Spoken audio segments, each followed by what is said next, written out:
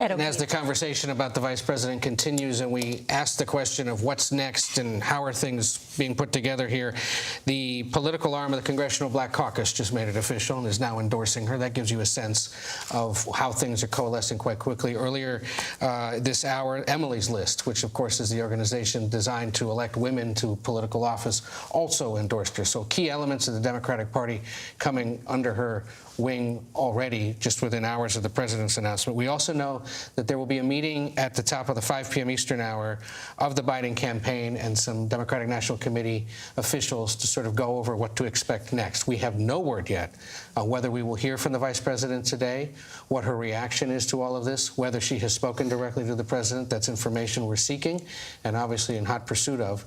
But it's believed that we will hear from her at some point by the end of today in some form, acknowledging the president's decision and announcing what her intentions are. President Biden dropping out of the 2024 race for president and endorsing Kamala Harris. Those close to the president want the focus today to be on his legacy and what he has done for the American people. But already there is a focus on, will Kamala Harris face any challenges in her effort to become the Democratic presidential nominee. So far, already a strong statement from the Clintons, a joint statement endorsing her as the next nominee. Ed O'Keefe. And now there's a lengthy statement from President Obama, which to my initial read has no endorsement of the vice president, but says in part, President Biden pointed us away from 4 years of chaos, falsehood, and division that had characterized Donald Trump's administration.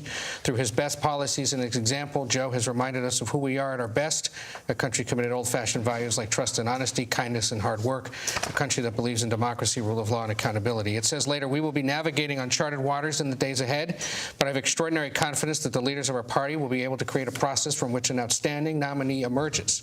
I believe that Joe Biden's vision of a generous, prosperous, and united America that provides opportunity for everyone will be on full display at the Democratic Convention in August, and I expect that every single one of us are prepared to carry that message of hope and progress forward into November and beyond. For now, Michelle and I just want to express our love and gratitude to Joe and Jill for leading us so ably and courageously during these perilous times and for their commitment to the ideals of freedom and equality this country is founded on.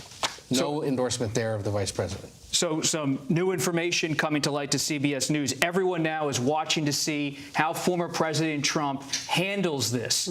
Vice President Harris now likely the Democratic nominee. As we were in Milwaukee for the convention, Norah, who was perhaps the most influential person at that convention? Donald Trump Jr., the former president's son, who helped the former president pick J.D. Vance as his running mate. Donald Trump Jr. just texted me, CBS News, and he said, Kamala Harris, the vice president, owns the entire left-wing policy of President Biden. The only difference is that she is even more liberal and less competent than Joe, which is really saying something. She was put in charge of the border, and we saw the worst invasion of a terrible. He says she failed on the immigration issue. Donald Trump Jr. to CBS News already attacking in a very sharply worded text message to me Vice President Kamala Harris. If this is an indicator, this is going to be rough and tumble like we've never seen it.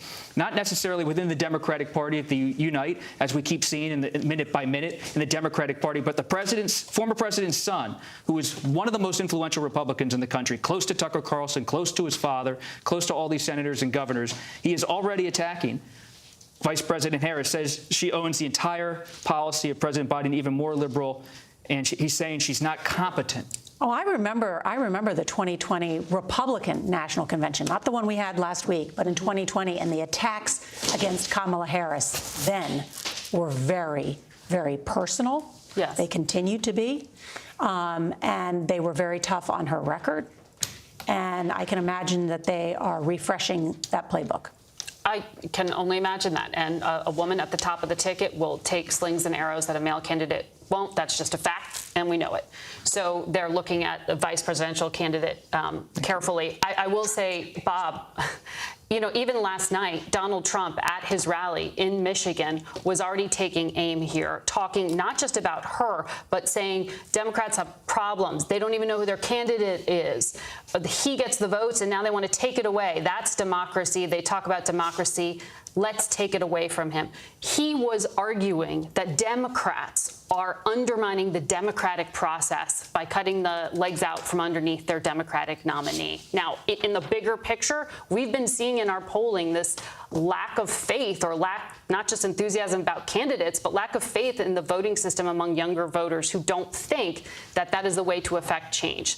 Does this switch on the ticket enliven things in a way that gets young voters excited, that restores faith in a process, that enlivens the party in a way that counters what Donald Trump is saying, which is that Democrats are the threat to democracy? Well, that's why the president had to make this decision, is that the conversation had to shift back to the issues, or at least the record of Donald Trump, because the conversation was solely focused on the health of the 81-year-old president and whether or not he would continue his campaign. And as Bob was hearing from Donald Trump Jr., the Trump campaign has now issued a more formal statement laying out how it plans to prosecute the case against the vice president, saying, quote, she's just as much a joke as Biden is. Harris will be even worse for the people of our nation than Joe Biden. She's been the enabler in chief for Crooked Joe this entire time. They own each other's records, and there is no distance between the two. Harris must defend the failed Biden administration and her liberal weak-on-crime record in California, the Trump campaign argues, in essence saying, here's how we're going to take her on, in essence saying, his administration, hers administration, we're just going to keep running the race against them in their record. You know, it's a signal that, and we know in recent days there's been concerns with how to prosecute the case against her. But for now, at least, it looks like they just want to be consistent and say her record is his record.